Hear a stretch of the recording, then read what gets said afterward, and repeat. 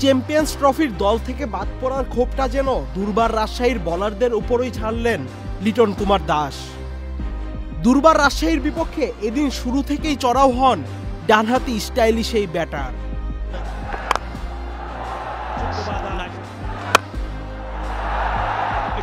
তানজিদ হাসান তামিমকে সাথে নিয়ে দুর্দান্ত সূচনা করেন লিটন কুমার দাস। ৪৫ বলে ৮টি ৪ ও ৭টি ছক্কায় বিপিএলে নিজের প্রথম সেঞ্চুরি তুলে নেন ঢাকা ক্যাপিটালসের অভিজ্ঞ এই ব্যাটার। লিটনের দুর্দান্ত ব্যাটিংয়ের দিন কম যাননি তানজিদ হাসান তামিমও। সমানভাবে পাল্লা দিয়ে ৬২ বলে নিজের সেঞ্চুরি পূর্ণ করেন ঢাকা ক্যাপিটালসের তরুণ এই ওপেনার।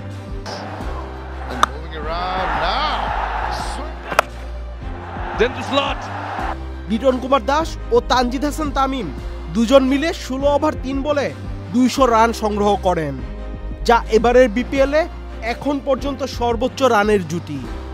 ২৪১ রানে তানজিদ হাসান তামিমকে আউট করেন শফিউল ইসলাম। তানজিদ আউট হন ৬৪ বলে ১০৮ রান করে।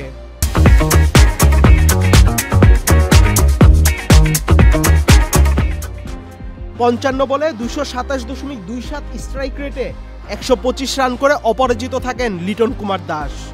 ১২৫ রানের ইনিংসে ৯টি ছক্কা ও ১০টি ৪ মারেন অভিজ্ঞ ব্যাটার লিটন।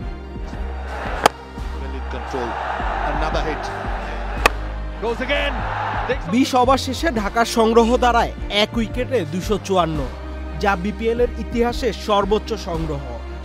জবাবে ব্যাট করতে নেমে পাওয়ার প্লের ৬ ওভারে রাজশাহী সংগ্রহ করে ৪ উইকেটে ৩৪ রান।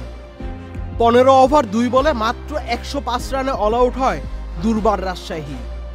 ফলাফল ঢাকা জয় পায় ১৪৯ রানের বড় ব্যবধানে। টানা ৬ হারের পর এটি ঢাকার প্রথম জয়।